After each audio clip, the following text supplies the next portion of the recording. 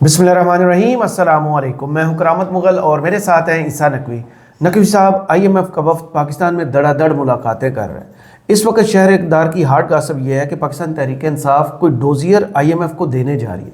क्या वाकई ऐसा है? और अगर PTI IMF को कोई डोजियर देती है तो उसका इम्पैक्ट क्या होगा? देखिए, अभी जाहिर है कि हर चीज़ आपको ना वो ब्लैक एंड वाइट में नहीं मिलती, ग्रे एरियाज मौजूद रहते हैं और कुछ चीज़ें हैं जिनके लिए आपको शायद किसी रॉकेट साइंस की ज़रूरत नहीं होती, आपको सिर्फ कॉमन सेंस दरकार।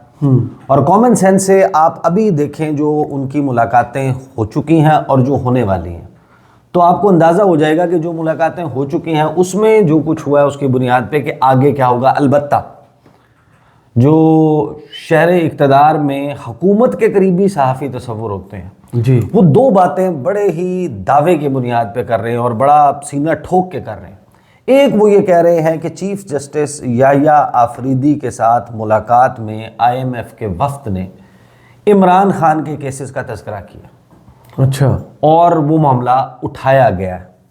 अब ये दावा कितना दुरुस्त है ये तो जाहिर है कि या चीफ जस्टिस बता सकते हैं या ये वहाँ पर उस कमरे में मौजूद कोई शख्स बता सकता है या फिर IMF का वफ्द बता सकता है। लास्ट सोल्यूशन वही है, ठीक है ना, या IMF का वफ्द बता सकता है। लेकिन हम तो उससे गैस कर सकते हैं ना जो बात याह्या आफरीदी ने सहाफ़ियों के साथ की उस मुलाकात के बाद, उसको भी देख लेते। साथ दूसरा जो वो बड़ा दावा कर रहे हैं वो ये दावा कर रहे हैं कि तहरीक इंसाफ कोई डोजियर जो है वो देने जा रही है IMF को इमरान खान के और तहरीक इंसाफ के हवाले से, रूल ऑफ लॉ के हवाले से, राइट टू फेयर ट्रायल के हवाले से, ड्यू प्रोसेस ऑफ लॉ के हवाले से, सियासी अदम इस्तेहकाम के हवाले से। और इसमें अब दो थियरीज हैं, एक ये कि कोई डोजियर है और एक ये कि भाई वही खतूत जो इमरान खान ने आर्मी चीफ को, जस्टिस अमीनुद्दीन खान को और जस्टिस याह्या आफरीदी को लिखे हैं, हो सकता है कि यही खतूत उठाकर जो है वो IMF के हवाले कर दिए जाए। सही।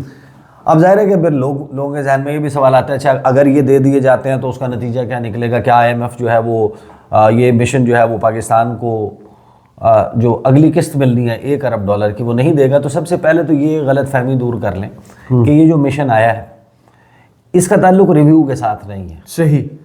ये पाकिस्तान के ये पैसे देने वाला अहदाफ, नहीं, ये पैसे जांचने वाला है। किधर लगे? हाँ, ये जो है ये जो इस वक्त मिशन आया हुआ है इसका ताल्लुक इस बात से नहीं है कि इन्होंने पाकिस्तान की जो परफॉर्मेंस है, जो एवेल्युएशन है on the basis of the targets, अहदाफ दिए थे ना कि आपने ये करना है, इतना टैक्स लगाना है, इतने पैसे इकट्ठे करने हैं, आपका फिस्कल डिसिप्लिन ऐसा होना चाहिए, फलां शोबे में सरमायाकारी के ये टारगेट होने चाहिए, इंटरेस्ट रेट का ये टारगेट वगैरह वगैरह मुख्तलिफ चीज़ें होती हैं, ग्रोथ रेट, उसके हवाले से मुख्तलिफ चीज़ें हैं जिनके ऊपर वो बात करते हैं।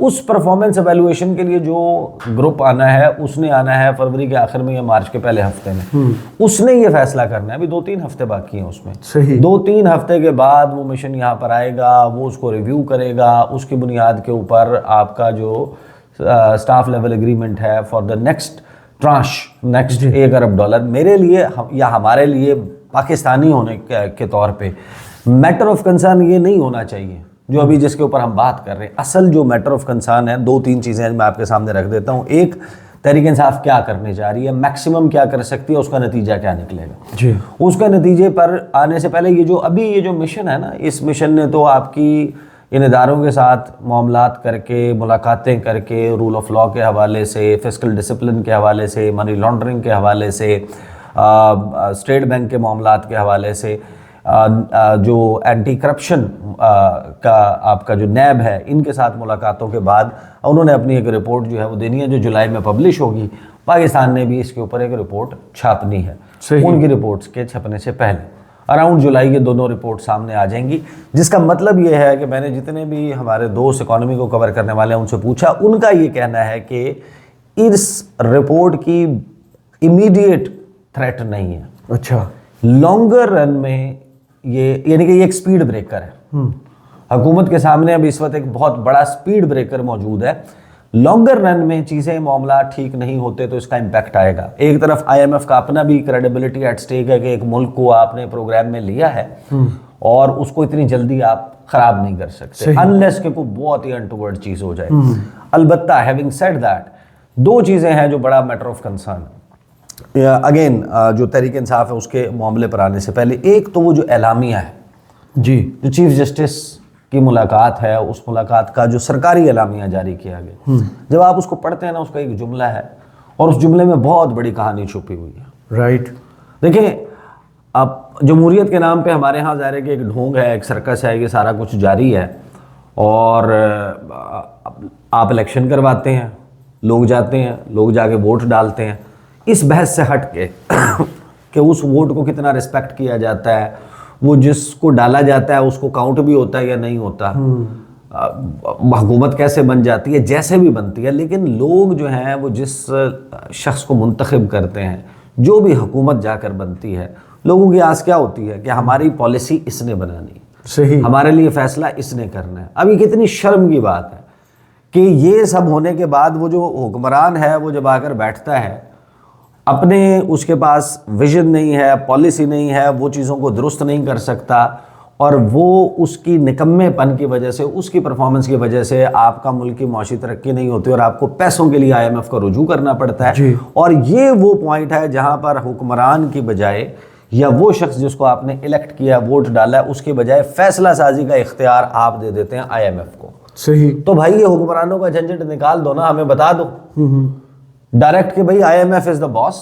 IMF ने पॉलिसी बनानी है, IMF ने आपको बताना है कि आपका टैक्स कितना होना चाहिए, आपकी कलेक्शन कितनी होनी चाहिए, गरीब पे आपने कितना बोझ डालना है, कौन सी सब्सिडी आप दे सकते हैं, कौन सी हलाल है, कौन सी हराम है, मुकदमात कैसे लगने हैं। अब यानी ये शर्म का मकाम है कि दरमियान में से हुकूमत जो है वो अब गायब है, अब डायरेक्ट IMF है। वो जो आपको याद है ढोंग अभी हुआ था मई के महीने में जी, 28 मई को मियां मोहम्मद नवाज शरीफ जो है वो बनते हैं मुस्लिम लीग नून के सदर, और 29 तारीख को 29 को एक खबर जारी की जाती है मुस्लिम लीग नून की तरफ से कि मियां मोहम्मद नवाज शरीफ की सदारत में जाती उमरा में इजलास हो रहा है, वहाँ पे और वो जो मोहम्मद औरंगजेब साहब है वज़ीर ख़जाना वो हैं, और एक ब्रीफिंग हो रही है, और अवाम दोस्त बजट मियां मोहम्मद नवाज शरीफ की सरबराही में बन रहा है। खबरें चलवाई जाती हैं। अच्छा, वो एक दिन नहीं होता, वो 2 दिन इजलास होता है। 29 को भी आती हैं खबरें, 30 को भी आती हैं खबरें, और लगता ही है कि जैसे मियां मोहम्मद नवाज शरीफ को पता नहीं कौन सी तोप चलाने लगे। उसके बाद शहबाज शरीफ समेत इनकी हुकूमत के लोग ऑन द रिकॉर्ड हैं, इनके इत्तेहादी ऑन द रिकॉर्ड हैं, people's party on the record है इसके ऊपर कि बजट में हमारे पास तो गुंजाइश ही नहीं थी, IMF से अप्रूव होगा, IMF बजट बनाएगा, IMF बताएगा। तो भाई फिर आपका क्या काम है? हुकूमत कहाँ गई? वो कहाँ गए? चाहे फॉर्म 47 के थे या 45 के थे, वो गए कहाँ? दूसरी बात ये कि अदलिया जो है उसका एक जुमला है इसमें, बड़ा ही दिलचस्प जुमला है। ये मैं एलामिया छोटा सा मैं पढ़ देता हूँ, मैं आपको बता देता हूँ इसमें जो जुमला सबसे ज़्यादा जो है ना परेशान कौन होना चाहिए किसी भी गैरतमंद मुल्क के लिए, ये शर्म वाली बात है। एलामिया के मुताबिक जो IMF का वफ्द है उसने चीफ जस्टिस से मुलाकात की, चीफ जस्टिस ने वफ्द का खैर मकदम किया और अदालती कारकर्दगी बेहतर बनाने के लिए जारी कोशिशों का जायज़ा पेश किया कि सरकार देख लें आप किसको अपनी परफॉर्मेंस बताते हैं, कौन आता है? एग्जामिनर आता है ना, एग्जामिनर बॉस जो वो आप यानी कि आपका जो है वो इम्तिहान हो रहा है, और इम्तिहान में टीचर्स की एक टीम बैठी हुई है, वो बच्चों से सवालात कर रही है, और उसने उसके बाद फैसला करना है कि ये बच्चा पास है या फेल। ये मकाम आ गया, आप कहानी 25 करोड़ का मुल्क, एटमी ताकत, और आप हमें इस मकाम पर ले आए। आगे जो है वो खबर कहती है, यही जो एलामिया है कि चीफ जस्टिस ने कहा अदलिया आज़ाद इदारा है और बतौर सरबराह इसकी खुद मुख्तारी का तहफ़्फ़ुज़ उनकी ज़िम्मेदारी है। आम तौर पर अदलिया का ऐसे मिशन से बराह रास्त राब्ता नहीं होता, तो ख़ास तौर पर भी ये राब्ता क्यों हुआ? ये हिस्ट्री में पहली दफ़ा ही हुआ है। इसका ताल्लुक देखें, इसका ताल्लुक ना तहरीक इंसाफ, ना इमरान खान, ना अदरवाइज़। आपका क्या ख्याल है कि अदालतों में सिर्फ यही केसेस हैं? इन्हीं अदालतों ने ऐसे फैसले भी करने होते हैं जो किसी इंटरनेशनल ताकत को नागवार गुजर सकते हैं। बिल्कुल ऐसे ही है। वो आपके पास बेशुमार मिसाल है। आपके रेमन डेविस के मामलात से लेके अदालतों ने फैसले करने होते हैं। वो जो आपकी डैनियल पर्ल केस, आपके डैनियल पर्ल केस से लेकर आपका जो ये तलोर वाले शिकार वाले मामलात थे, उसके बाद आपके जो वो हुसैन हक्कानी वाला कमीशन बना था, मेमो स्कैंडल था, बड़े बड़ी इंटरनेशनल कंपनीज अभी हैं, साइफर वाला देख लो। वो जब आपके साथ करते हैं, ये तमाम मामलात जो हैं वो पाकिस्तान की अदालतों में जाते हैं। और अदालतें जो हैं वो अगर किसी को जवाबदेह हो गई हैं या किसी के सामने अपनी परफॉर्मेंस एवेल्युएशन करवाने के लिए तैयार हो गई हैं, पहले तो इन्होंने कहा था ना कि हम करेंगे हाई कोर्ट के जजों की, जी अब इन सब की परफॉर्मेंस एवेल्युएशन के लिए ऊपर एक और मॉनिटर आ गया, वो IMF है। आपने तो कौन सा दरवाज़ा खोला? तो ये जब आप ये कह रहे हैं कि अदलिया का ऐसे मिशन से बराह रास्त राब्ता नहीं होता, तो आपकी अदालत की जो आज़ादी है, जो अदालत की खुद मुख्तारी है, इंडिपेंडेंस ऑफ जुडिशरी है, जो एक पिलर है आपका बेसिकली इस मुल्क के निज़ाम को कायम दायम रखने के लिए, उसकी ज़रूरत है। आप अपना आइन तो पढ़ लें। सही। तो आपने ये मुलाकात कर ली और मुलाकात जाहिर है कि फिर उसी के मुताबिक हुई जो हुकूमत ने मुआहदा किया था। हमने अलाउ किया है उनको कि आ जाएं, आप ये भी देखें, आप ये भी देखें, आप ये, तो फिर आप क्या करने के लिए बैठे हुए हैं भाई? फिर आप घर चले जाएं। आपके खर्चे की क्या ज़रूरत है भाई? अगर वो इतने अच्छे हैं, उनकी पॉलिसीज़ के ऊपर चल के ये मुल्क दिन दोगुनी रात चौगुनी तरक्की कर लेता है, तो दरमियान में आपकी तनख्वाह किस चीज़ की है? सही। आगे आ जाएं जनाब। फिर आगे इसमें मुलाकात में चीफ जस्टिस ने जुडिशल कमीशन से मुतल्लिक अहम आइनी पेशरफ्त और इस्लाहात पर रोशनी डाली और आला सतह की अदालती तकर्रियाँ, अदालती एहतसाब और जुडिशल कमीशन की तंजीम नौ के बारे में बताया। जुडिशल कमीशन का भी आप उनको एक्सप्लेन कर रहे हैं। चीफ जस्टिस ने अदलिया और पार्लिमानी कमेटी के इंतजाम के फ़वाइद पर रोशनी डाली और कहा कि national judicial policy making committee के आइंदा इजलास के लिए एक अहम एजेंडा बन रहा है। अब आप हम उन्हें एक्सप्लेन कर रहे हैं कि हमने ये, जाहिर है जब आप ऐसी छेड़छाड़ कर लेंगे उसके बाद उसके ऊपर जाहिर सवाल भी हुआ होगा और उन्होंने एलामिया में डाला है। Absolutely. फिर जाहिर है कि इसमें मजीद साथ में उन्होंने ये कहा IMF को कि इस हवाले से चीफ जस्टिस ने कहा कि मुजव्वज़ा एजेंडे में, ये जो एजेंडा है आइंदा इजलास का, किसी भी अहम तजवीज़ को शामिल करने के लिए दरवाजे खुले हैं। जबकि चीफ जस्टिस ने वफ्द को दावत दी कि वो कोई भी कलीदी तजवीज़ पेश करें। ये सबसे ख़तरनाक चीज़, यानी अब IMF जो है वो आपको तजवीज़ करेगा कि आप चाहे देखें, इमरान खान को या तहरीक इंसाफ को भी अगर कोई इंसाफ दरकार है ना, वो IMF के थ्रू नहीं होना चाहिए। जी भाई आपका अदालती निज़ाम करे ना, IMF कौन होता है ये काम करने वाला? लेकिन ये चीज़ नहीं हमें समझ आती। फिर एलामिया में कहा गया कि मुलाकात के दौरान अदालती एहतसाब और जजों के ख़िलाफ़ शिकायत के अजाले के तरीक़ाकार पर भी गुफ्तगू की और चीफ जस्टिस ने एक मजबूत और मुनसिफाना एहतसाबी अमल की अहमियत पर जोर दिया। IMF वफ्द ने कानूनी और इदारा जाती इस्तेहकाम को बरकरार रखने में अदलिया के किरदार को सराहा। गवर्नेंस और एहतसाब को अब इसके लिए हमें इंतज़ार करना होगा। अब मसला ये है कि यहाँ पर सूरत हाल ये बन गई है कि आपको ट्रस्ट कोई, या आपकी ख़बरों को कोई ट्रस्ट करने के लिए तैयार नहीं है, क्योंकि जो आपके वज़ीर इत्तलात हैं, जी वज़ीर इत्तलात और नशरियात, उनके फॉर्म 47 पे होने की गवर्नर पंजाब तस्दीक की मोहर लगाते हैं, जिन्होंने पूरा इत्तलात का महकमा संभाला है। तो इन्फॉर्मेशन की, आपकी दी हुई इन्फॉर्मेशन को 100% ट्रस्ट कैसे किया जा सकता है? इसके लिए तो हमें इंतज़ार करना होगा कि जुलाई में IMF क्या रिपोर्ट छापता है। सही। पाकिस्तान में निज़ाम इंसाफ पर, पाकिस्तान में कानून की हुक्मरानी पर, पाकिस्तान में रूल ऑफ लॉ, पाकिस्तान में डिस्पेंसेशन ऑफ जस्टिस, आज़ादी, इन तमाम चीज़ों के ऊपर क्या डालता है। अच्छा, अब एक तो हो गया इसका ये पहलू। फिर दूसरा, शहबाज राना साहब की खबर आपने देखी होगी जी, हो सकता है बहुत सारे लोगों ने उसका देखा हो कि दुबई गए हैं वज़ीर आज़म साहब मुत्तहिदा अरब अमारात, और वहाँ पर उन्होंने मुलाकात करनी है क्रिस्टलिना जॉर्जीवा दी IMF चीफ, IMF की सरबराह से मुलाकात करनी है। ये एक नया काम हमने शुरू किया।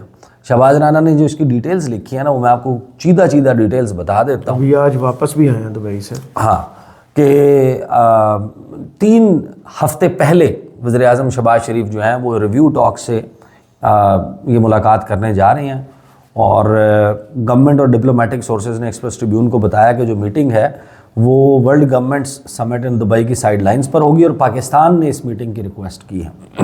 अब मसला ये है कि शहबाज शरीफ साहब ने नीचे से महकमा ही निकाल दी हैं। ये वो चीज़ें हैं जो IMF के कंट्री डायरेक्टर के लेवल के ऊपर, आपके फाइनेंस मिनिस्ट्री के एडिशनल सेक्रेटरी के लेवल पे, फाइनेंस सेक्रेटरी के लेवल पर होनी चाहिए। सही। ममालिक जो संजीदा ममालिक होते हैं, संजीदा हुकूमतें होती हैं, वो तो ऐसे ही डील करते हैं। सही। एक इंटरनेशनल फाइनेंशियल इंस्टीट्यूशन है, उसने आपके प्राइम मिनिस्टर से हर मर्तबा मुलाकात करनी है, या आपके प्राइम मिनिस्टर ने, आप न्यूयॉर्क गए थे, आपने कहा हमने उनसे मुलाकात करनी है, आप किसी और आलमी फोरम पे जाते हैं, आप उनके साथ दोबारा जाके, जब आप प्राइम मिनिस्टर के लेवल पर अश्योरेंसेस देने लग जाते हैं, जब आप हाईएस्ट लेवल के ऊपर, तो फिर वो आपके नीचे वाले अफसरों को तो घास भी नहीं डालते जी। वो एक एक लफ्ज़ पे कहते हैं इसके ऊपर प्राइम मिनिस्टर से एश्योरेंस लेके दो, इसके ऊपर हमें हाईएस्ट पॉलिटिकल लेवल से, इस पे हमें फलां लेवल से जो है वो एश्योरेंस लेकर दो। अब आपने अगर ये करना है तो फिर आपने वज़ीर आज़म को क्लर्क बना दिया, और वज़ीर आज़म साहब को इसमें कोई, देखिए वो शायद अपनी गुड इंटेंट में कर रही हूँ कि भाई मेरे बगैर, मेरे कहे बगैर या मेरे दस्तखतों के बगैर, मेरी मिन्नत तरला शायद मैं बहुत अच्छा कर लेता हूँ उसके बगैर, यानी वो जो है ना उनका बैगर्स कांट बी चूजर्स वाला मामला, तो वो शायद अपनी गुड इंटेंट से कर रहे हो कि भाई अब बाकी सारे दे बसों गेम बाहर हो गई है, मैं ही करना, मैं ड्राइविंग सीट पर लेकिन इन दिस ऑल प्रोसेस आपने किया ये है कि आपने वज़ीर आज़म पाकिस्तान की जो कुर्सी है उसको इतना चीप बना दिया कि अच्छा ये भी नहीं है कि आप किसी से मुलाकात नहीं कर सकते, पर्सनल मीटिंग है, कॉल ऑन है, कर्टसी कॉल है, ये और चीज़ होती है। सही। यहाँ पर जो सेकंड इन कमांड होता है एम्बेसी का, वो भी जाके डायरेक्ट हमारे प्राइम मिनिस्टर से 1-on-1 के ऑप्टिक्स के साथ मुलाकात करते हैं, ये किसी मुल्क को सूट नहीं करता। दूसरा, आप याद करें, अमरीकी नाइब वज़ीर ख़ारजा वेंडी शर्मन, अमरीकी सफारत खाने ने रिक्वेस्ट की मीटिंग इमरान खान से 8 अक्टूबर को, वो जो फेमस दिन था ISI के चीफ की तैनाती वाला 2021, and I had the information, I broke the story, Imran Khan refused to meet Wendy Sherman. सही। कि वेंडी शर्मन के साथ मीटिंग नहीं हो सकती, कॉल ऑन हो सकता है, कर्टसी कॉल करनी है, ये नहीं हो सकता कि यहाँ पर जनाब वेंडी शर्मन बैठी होंगी, यहाँ पर इमरान खान पीछे दोनों के झंडे लगे हुए होंगे, नोट टेकर बैठे हुए होंगे और इन ऑप्टिक्स में मुलाकात हो रही होगी। शाहिद खाकान अब्बासी बैठे थे, साथ जनरल बाजवा बैठे थे, जनरल नवीद मुख्तार बैठे थे, वज़रा की फ़ौज ज़फ़र मौज मिफ्ता इस्माइल से लेके एहसन इकबाल, ख्वाजा आसिफ, खुरम दस्तगीर, ये लाइन बनाकर बैठे थे। सामने कौन बैठा था? रेक्स टिलरसन, वज़ीर ख़ारजा। आपने अपनी पूरी क़यादत सामने खड़ी कर दी, आपको यही नहीं पता कि कौन किसका हम मनसब है। यानी CIA का चीफ, मुलाकात की रिक्वेस्ट हुई इमरान खान से, इट वॉज टर्न डाउन कि भाई आप मुमालिक के दरमियान CIA चीफ का मुलाकात नहीं है, आपको कॉल ऑन है ना, आप जाएं, आपकी मीटिंग है तो आपके पाकिस्तान के स्पाई मास्टर से बनती है, whoever is the DG ISI, at that time it was general Faiz Hamid. तो ये कुछ छोटी छोटी चीज़ें होती हैं। अब आपने इस नहज पर ला दिया है कि प्राइम मिनिस्टर के बगैर काम नहीं चलेगा। अब तहरीक इंसाफ क्या करने जा रही है वो बैरिस्टर अली ज़फ़र ने बता दिया कि हम क्या करेंगे या हम क्या कर सकते हैं। और हैरान कुन तौर पे ये वो चीज़ है जिसके ऊपर हुकूमत अब चीख भी नहीं मार सकती। पहले तो हुकूमत कह रही थी ना कि आपने ये ख़त लिख दिया, वो कर दिया, उसके बाद हुकूमत ने, देखिए अब ये भी एक हैरान कुन बात है कि पूरा बयानिया, मुकदमे, फलां फलां फलां सारा तहरीक इंसाफ पे आपने IMF को ख़त क्यों लिखा। अब हुकूमत ने मुआहिदा कर लिया IMF से कि आपको इजाज़त है कि आप पाकिस्तान में अपोजिशन से मिलें, आप जजों से मिलें, आप जाके किसी से भी मिलें और उनके कोई कंसर्न्स हैं, कोई बस पैसे दे, बाकी कोई तजावीज़ हैं, तो आपने वो नाक से लकीरें लगाने वाली बात तो पूरी होगी। ये सुन लें क्या कहा उन्होंने। उसमें शिक नंबर 28 है शायद, या 29, मुझे एग्जैक्ट याद नहीं कौन सी शिक, लेकिन पहले 28 ही है, जिसमें ये जिक्र किया है कि कानून की हुक्मरानी यानी रूल ऑफ लॉ और जुडिशल सिस्टम के ऊपर IMF ने कंडीशन लगाई है कि हम देख सकते हैं कि क्या वो दुरुस्त है, वो सही है या नहीं है। हुकूमत ने ये साइन किया हुआ है और हुकूमत की अब पाबंद है कि वो उस पर अमल दरामद करे। तो अगर उस शिक के तहत अगर IMF आएगी और मिलना चाहेगी जुडिशल कमीशन को, क्योंकि जुडिशल कमीशन ही एक आईनी इदारा बनाया है आइन के तहत, जिसने ये फैसले करने हैं कि कौन चीफ जस्टिस होगा, कौन जज होगा हाई कोर्ट का, कौन जज होगा सुप्रीम कोर्ट का। तो मेरा ख्याल है ये एक आईनी इंस्टीट्यूशन के साथ वो मुलाकात करना चाहते हैं और वो मुलाकात की इजाजत हुकूमत ने उस एग्रीमेंट में दे दी हुई है। तो कोई शक नहीं है कि वो मिले और हम उनको सच बताएंगे, जो भी सच है। किसी पाकिस्तान की कोई इसमें नुकसान नहीं है सच बताने में, ठीक है। और मेरा ख्याल है कि ये चूंकि अब एक कॉन्ट्रेक्चुअल एग्रीमेंट है, हुकूमत उसकी पाबंद है, तो हम एक आईनी एक इदारे के तहत हम भी फिर मिलेंगे।